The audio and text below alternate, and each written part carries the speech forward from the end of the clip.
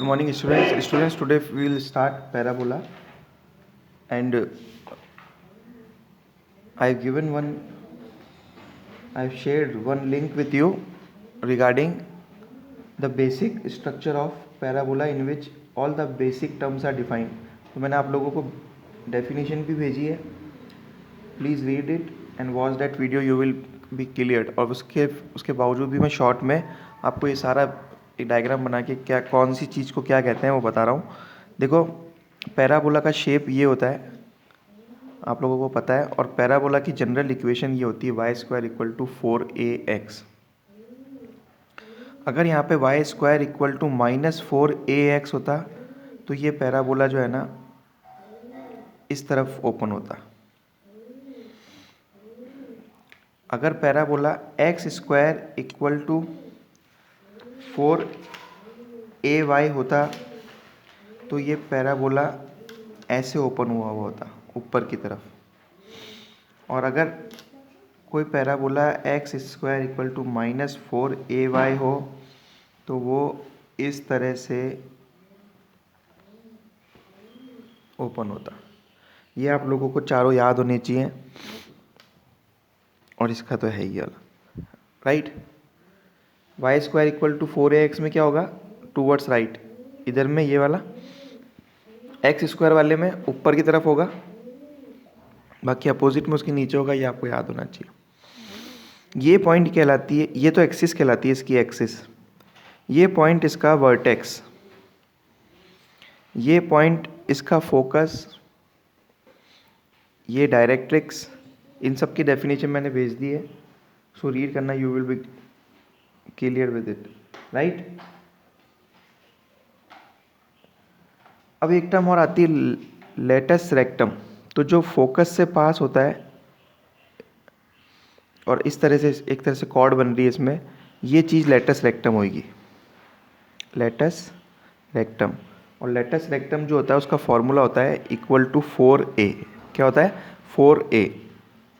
Latus rectum का formula क्या होगा, 4a, राइट. और एक बहुत ही इंपॉर्टेंट चीज़ जो पूरे कोनिक्स में यूज़ होती है, इसेंट्रिसिटी.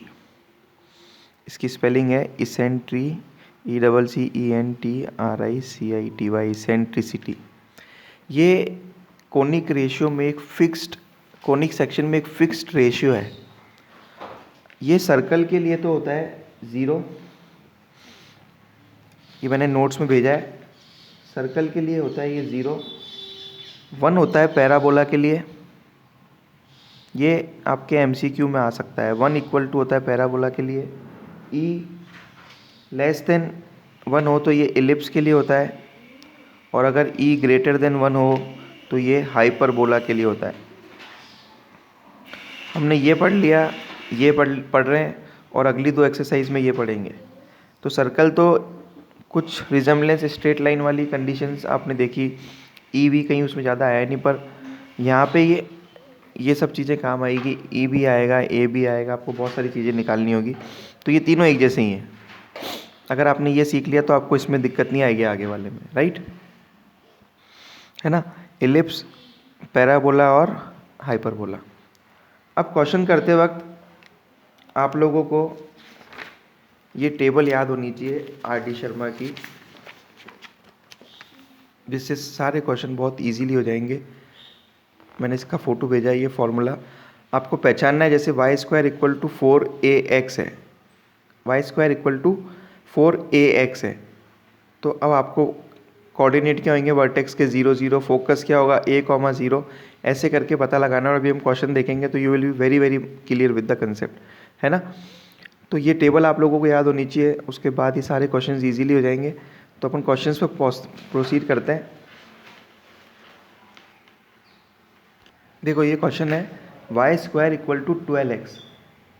y² = 12x. क्या क्या निकालना है, focus, equation of axis, equation of directrix और length of latus rectum. Equation है ये इक्वेशन है, और ये लेंथ ऑफ लेटस रेक्टम. अब ये कौन सा पैराबोला है, y² = 4ax. तो कंपेयर करो, y² = 12x है ना. देखो प्लस का है, y² = 4ax जनरल इक्वेशन होती है. इसको कंपेयर करके ए की वैल्यू निकालो। देखो 4a इक्वल टू कितना आया, 4a इक्वल टू कितना आया 12, तो a की वैल्यू क्या आ गई 3। इतना आपने कर लिया। अब आप लोगों को टेबल यूज़ करके सारी चीज़ें पता लगानी है। सबसे पहले उसने कहा फोकस बताओ, फोकस बताएं।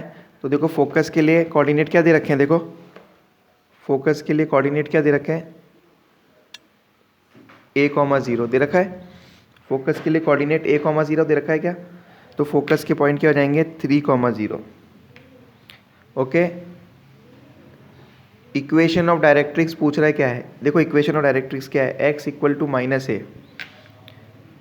डायरेक्ट्रिक्स की इक्वेशन क्या हो गई, x इक्वल टू -a, तो मतलब आंसर -3।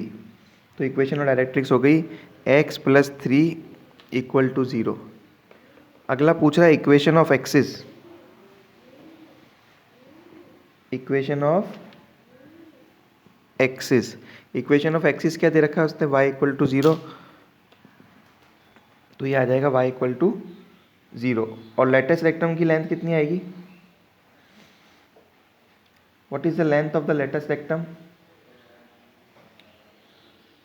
लेटेस्ट रेक्टम की लेंथ क्या बताई थी मैंने अभी 4a।